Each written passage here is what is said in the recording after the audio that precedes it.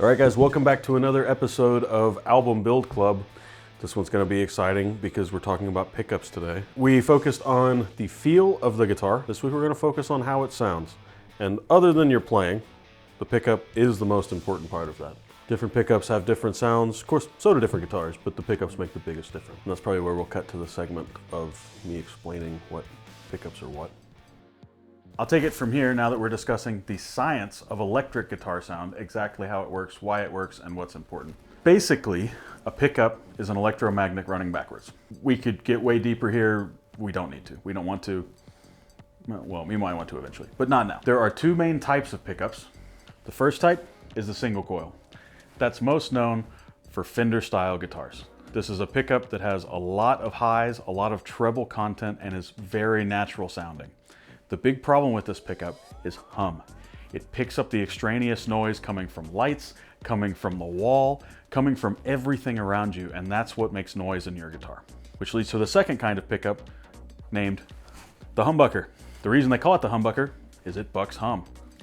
Makes sense, right? The way it bucks hum is it has two coils, just like having two single coil pickups put together. One pickup is wound the normal direction with a normal magnetic polarity, and the other one is wound the reverse direction with the opposite magnetic polarity. That cancels all of the hum, therefore making it a humbucker. That type of pickup is more known for use in Gibson guitars historically, but is also what you'll find in most high gain instruments. For our guitar we're working on this week, we chose to work on an HSS pickup configuration. There's a humbucker in the bridge, a single coil pickup in the middle, and a single coil pickup in the neck. I knew I wouldn't be happy with simply buying pickups direct off Amazon because I'm usually not happy with the tone of cheap humbuckers. So as that other really handsome guy just said, we're going to tear open a pair of humbuckers to make one hybrid out of the two, as if things weren't already crazy enough. The first thing I'm going to do is get this cover off, which can be done with heat. We're going to see how weak the solder is. I'm going to try using a utility blade to cut the two solder joints on the bottom here so I can peel this cover off. That's good. So, I am HR. Awesome. All right, so it looks like those are cut. I want to try and peel this off. I'm hoping I have a different color other than black bobbin in here just for the sake of making it easier, but I actually have no idea. So big reveal here, what's behind the cover. So these are wax potted, which just seals against microphonics, which is when the pickup essentially rings. So there's the cover.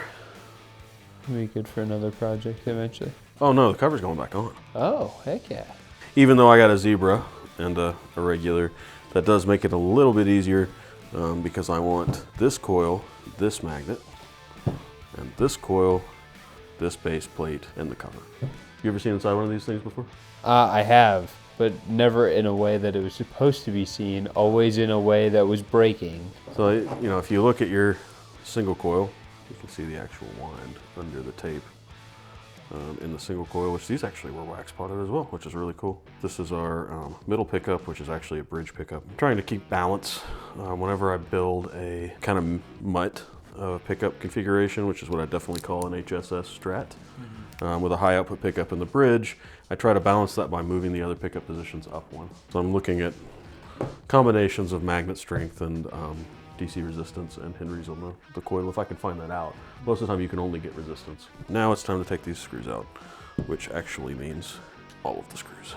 So is what you're trying to do is essentially make your own output of the pickup? So the idea for this came from a Seymour Duncan pickup they actually made, and I'm kind of making it on the cheap. Seymour Duncan makes this really cool pickup called a 59 Custom Hybrid. And it's two asymmetrical coils. One is a custom and one's a 59. So a 59 is based on a pickup called the Patent Applied for PAF, which is from a 59 Gibson Les Paul. Makes sense, right? This pickup, actually this one, uses a magnet that is very similar to a late 50s Les Paul, specifically a 57. Okay. So this is an Alnico 2 high output humbucker, and this is a PAF Patent Applied for with a ceramic magnet, because I knew I only needed one magnet. So while I was shopping, I kind of figured out, okay, so I need one high output pickup, one vintage output pickup, one ceramic, one Alnico, one covered. So I just shopped around until I got this combination of pickups for something like 30 or 32 bucks. So even though I got two pickups, we're still staying in budget here. But in doing this, it does cost you a lot more in labor. This is not for the faint of heart. Pickup wire is considerably smaller than a human hair. And if I tug on this thing the wrong way and pull out a lead, pickup's done. There is no fixing it, there is no soldering it. It goes in the trash. These are actually called Philister screws. So as we talked about, some pickups have magnetized pull pieces, some don't. Humbucker does not have magnetized pull pieces, so like these, just steel. These are actually also steel, but they stick once you have the magnet underneath. This is probably the part where I need to write the wiring diagram of the pickup down. All right, so let me figure this out. Tell me how stupid I sound. So the way that a humbucker pickup works is you take two single coils, right? And you run one as a north and one as a south via the magnet underneath. Well, so hopefully I'll explain it in stupid terms as best as it can be explained in stupid terms. You're getting there.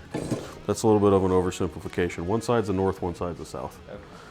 So like, for example, when I bought these pickups, I had to make sure they were the same brand so the parts would interchange, but I also made sure they were both south-facing coils. Okay. And I've got a compass somewhere over there that I literally changed the magnet, or checked the magnetic polarity of both sides to make sure I could do this without having to worry about flipping a magnet or which coil was reverse wound or any of that stuff. So one coil is reverse wound and reverse polarity. So just like a good strat setup, when both coils are active, in this case in series, one coil bucks the hum from the other.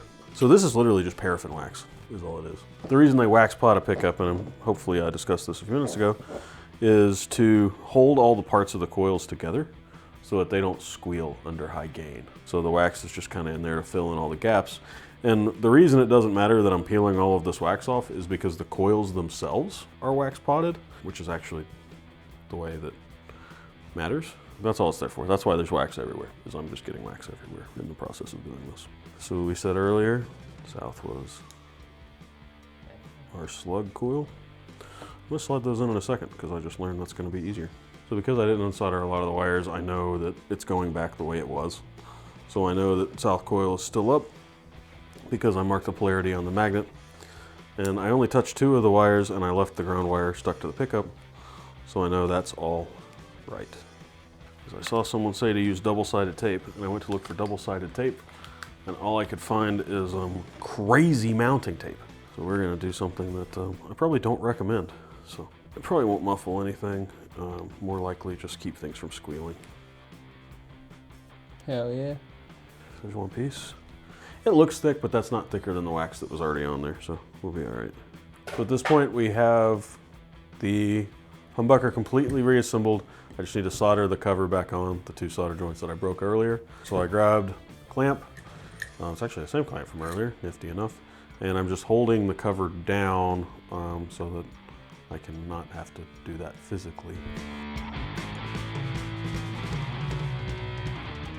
So next up, we have our body. Again, this is humbucker, single, single. So I have humbucker, single, and single. So I guess that would make more sense like this. So that gives you an idea of what we're going for. I do also have new cream knobs and a new cream switch tip because I don't like black hardware on strats. It makes me kind of uncomfortable. All right, so let's get this pick guard off. There's only gonna really be 4 solders we need to do in here. If you're not building your own pickup, changing pickups is not scary.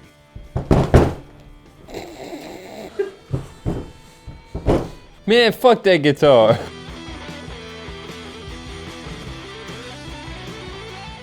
All right, as you can see, these are full-size pots or potentiometers. They are made in Korea, so it looks like probably Cort. These are already the tapers that I would like, which is really funny because that's not what belongs in a Strat at all. This is a B500K. I can't tell what these are, but they are 2014 pots. This is new solder. Again, somebody had already been in this Strat. There's shrink wrap here. They did not do that. They don't care. So interesting. You'll see one of the big upgrades, like we talked about earlier. These are ceramic, which is not necessarily a bad thing. Just most people consider that to be a bad thing. So if you look at the back of these pickups compared to the back of these pickups, even though you can see the sticker and the manufacturer, you'll notice that these are the pole pieces here. Mm-hmm. So these are magnetized pole pieces, whereas this is a magnetized slug with a magnet going on the bottom, almost like our humbucker design earlier. So ceramic Strat pickups, I think they make ceramics in this size, but it's really rare to see. It's most of the time it's a bar magnet on the back. This humbucker is also atrocious because it has no screws. It's a double slug, and I'm sure it's ceramic because it sounds not great. All right, let's get all this out of here. I'm gonna make a diagram out of the switch that's in this because this is a metric switch. I normally wire US switches when I redo a guitar, but for the sake of budget, I didn't want to spend the extra $10 here. This Strat auto splits in position 2, which means essentially it turns off half of the humbucker when it's being used with the middle pickup. In a traditional Strat layout, you have a single coil in the bottom, so that makes position 2 sound a lot more like a Strat. If you leave it where it doesn't do that, the humbucker tends to overpower the middle coil here. So now I'm trying to decide if I want to make it auto split or not. I guess I'll go ahead and put it in. If it doesn't like it, it's easier to take it out than put it in. Whoever owned this guitar before, it definitely had a white pickguard originally. And while these might be the original pickups to the guitar, then that's not the first guitar the neck's been on. Or if it is, that's atrocious. I don't think these potentiometers are original to the guitar because they have 2014 on the back of them, which might not be a date code. Or this guitar might have been built in, I don't know, half the future. I don't know. I just get an inkling that this has been messed with a lot. Usually when someone mods a guitar, they don't do one mod and then put it back. That was uncomfortable. That's not supposed to do that. Did you see that? I just pushed the screw into place and it stayed. Not a fan of whatever that was. I'm paying actually no attention at all which way I put the springs on right now because I'm just putting them back on the pickup so they don't fly off. But in a minute, I'll make sure the big side goes up to the pick guard. The small side goes down to the pickup. I don't know if that's right or not. That's how I always do. So the other thing that happens a lot is people get all hung up on pickup spacing. On a Strat, most people like what is referred to as a trimbucker for a tremolo. And that's because in the original guitars humbuckers came out of, Les Pauls, the bridge spacing is actually narrower here. So in this guitar, I believe it's a 52 millimeter bridge and they want a 53 millimeter pickup. This is a 50 millimeter pickup. I don't think 1 millimeter makes that big of a difference. I'm sure you can hear it, but it's not worth it for me to dig through and find specs. I prefer the vintage spec 50 millimeter just because it's easier to find. I'm sure it matters. If it didn't matter, no one would do it. It's kind of a pain in the butt to stock 2 different kinds of parts just for that. I kind of talked about it earlier, but these pickups are all off Amazon. The 2 pickups that made this were both from Fleor, F-L-E-O-R, which actually these were both built pretty well. This middle pickup is an Ori Pure, and this is a Wilkinson. I just got them matching covers with the hardware set. What do they call that? Fender calls that an accessory pack or something? I think so. There's a word for that thing that comes with the knobs and the pickup covers for a Strat. Now most humbuckers wouldn't have a pickup cover. I prefer the look of a chrome covered pickup in a Strat. It theoretically dulls the sound a little in a Strat. That's probably a good thing. Oh my gosh. You edit that to where when it hits the guitar it all explodes. Oh my gosh. It's gonna take sanding. Inside that blue bag over there, Logan, there's a piece of skateboard grip tape. If you didn't know, skateboard grip tape is actually just sandpaper. And since I'm not super worried about how this corner is gonna look, I'm just worried about the pickup fitting through. It's got a really nice high grit, so I usually leave a couple pieces in my tool bag whenever I buy some to stick to something.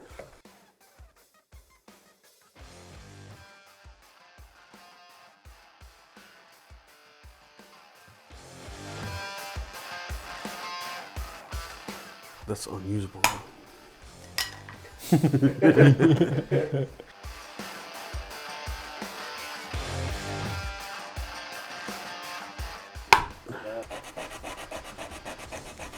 All right, so I'm getting ready to install the last pickup here. So I'll turn on the iron to get hot. Because you know what they say, strike while the iron's hot. Oh my God, kill me.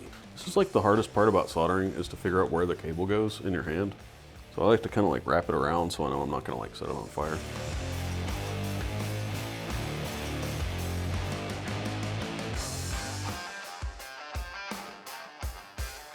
Since this pickup was like $11, I'm just cutting the wire off. I'm not gonna spin it around. Don't breathe that in, Carl. That's what I said. So I started blowing away. So vintage wiring is cloth, and this appeared to be cloth but it's actually cloth over PVC, so I just lit some stuff that I should not breathe on fire in a fairly enclosed area.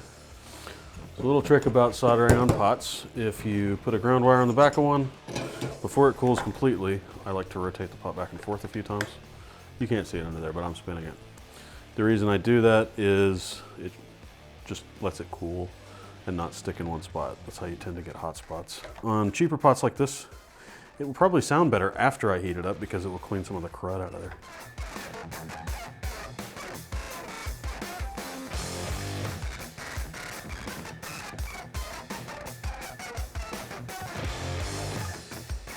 We'll see if I get lucky. I looked up magnetic polarity of all these pickups when I bought them, so that theoretically, this pickup in the bridge should be in phase with the other two, and the other two pickups should be in phase with the other ones. I just twisted a whole bunch of wires up and cut a whole bunch of things that if they're not in phase with each other, that's going to be really fun to fix. So let's hope they're in phase.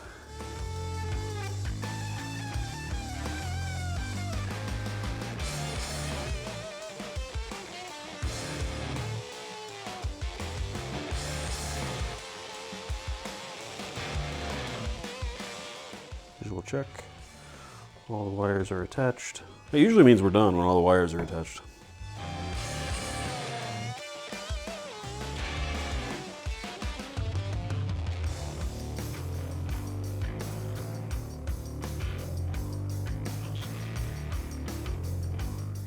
Okay, so anyone that's really nerdy, if they want to know, on the Strat, oh my god, these are so cheap. The 10s are supposed to line up to a screw. Which screw? I think it's this screw roughly. That should do. It's pretty much lined up. I'll go one notch back, yeah. Now let's see how cursed this is going to look. Switch tips are not even remotely universal. So let's find out here. If we get lucky, oh, mint. Perfect. Hopefully the camera catches the interesting color of the cream parts kit that I bought. Cream is not a color that would normally be on a Strat. This is a color that would normally be on a Gibson.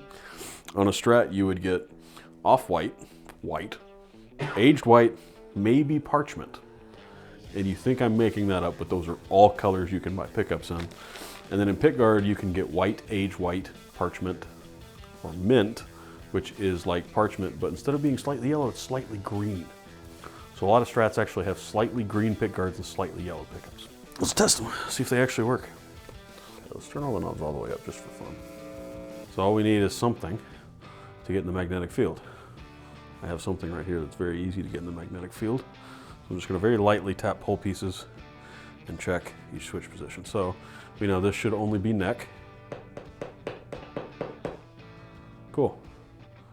We should be getting no middle, no bridge. So now what's commonly known as position 4, we should be getting neck and middle.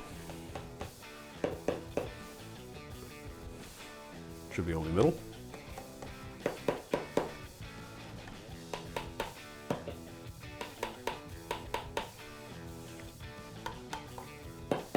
Yeah, it's working.